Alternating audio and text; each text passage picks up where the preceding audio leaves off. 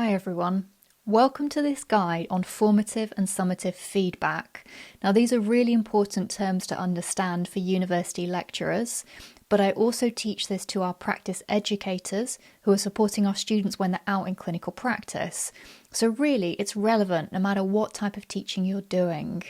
So what's the difference between formative and summative feedback? The easiest way to explain it is it's the difference between driving lessons and your driving test. So your driving lessons would be that formative feedback and your driving test would be that summative point. So formative feedback really is around providing that feedback during learning. So you're helping students to figure out how well they're doing, what they might need to be doing to be improving, those types of things. Now I've said helping students figure out how well they are doing, not telling them how well they are doing, because you as the main lecturer or educator are not the only source of developing their learning via feedback, because it can also come from other students, from themselves, from their peers, even from patients if you're out in practice. So just be mindful that there are lots of different sources of formative feedback. Now, summative feedback, that is like the driving test. So that's the summation of all of your learning.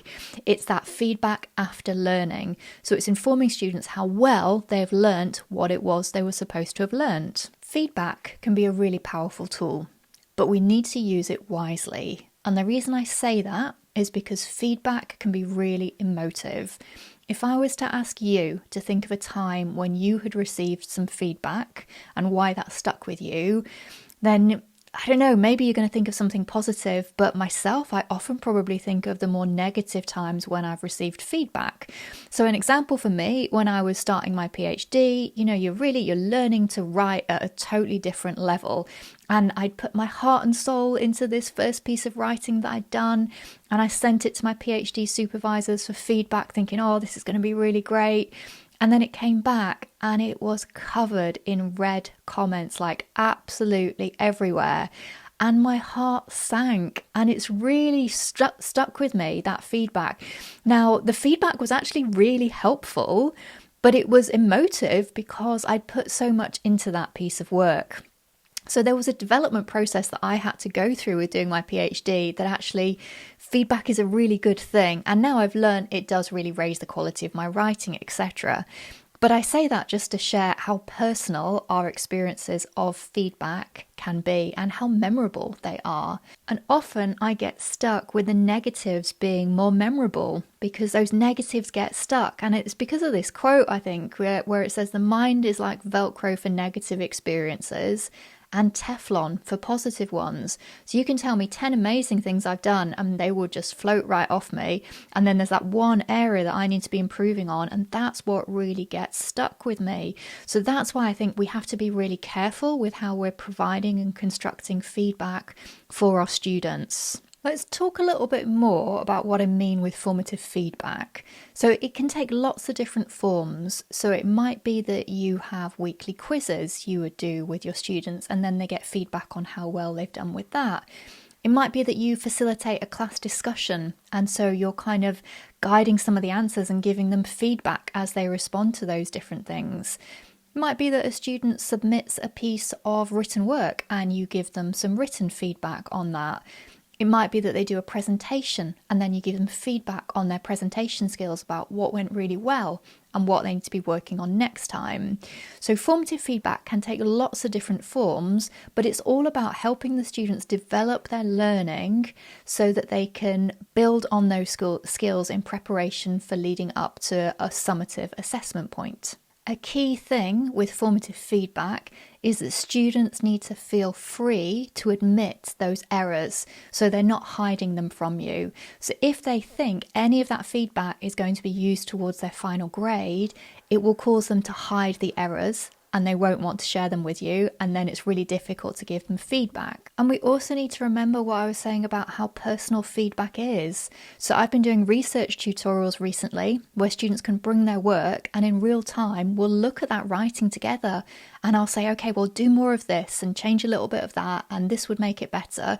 And sometimes I find students will have the work there and they won't want to show it to me.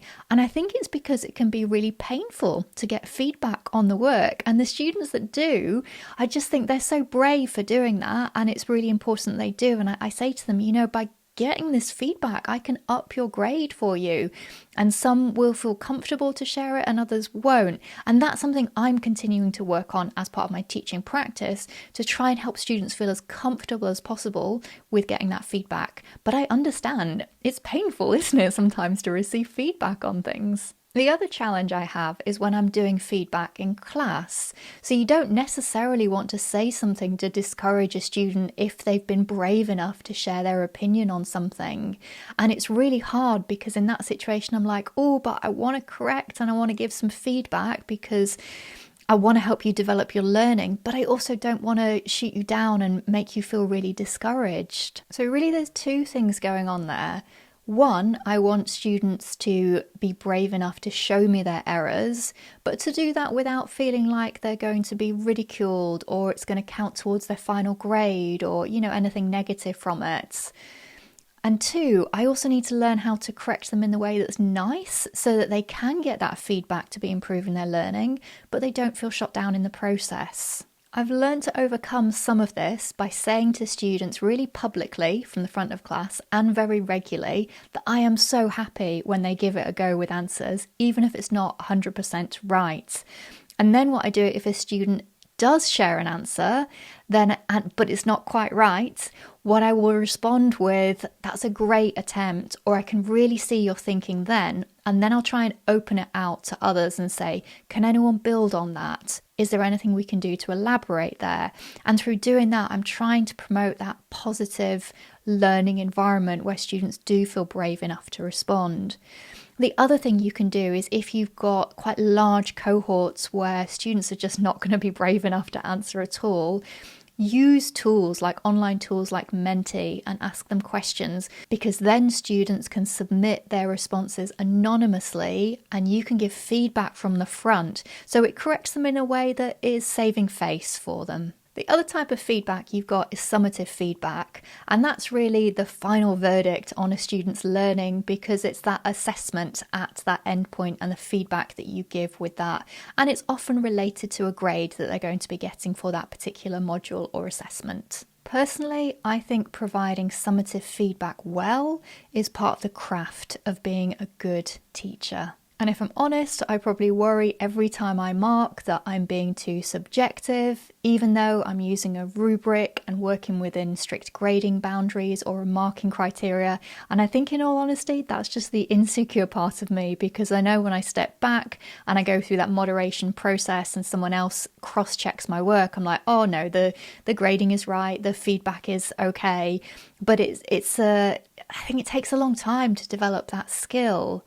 The other thing I'm really passionate about maybe passionate's too strong a word, but the other thing I think is such a vital skill for new teachers to learn is around providing feed forward. So I think I'll do a separate video on that because this one's getting a little bit too long, but there is a real art to providing high quality feedback for students such that students will value. So in summary, the main take home from this video is that formative feedback is provided during that learning process, and it's about helping students see how well they are doing and what might need to be improved. Summative is the feedback after learning, and that's informing students about how well they've learnt what it was they were supposed to have learnt. And really, it's the difference between a driving lesson versus a driving test.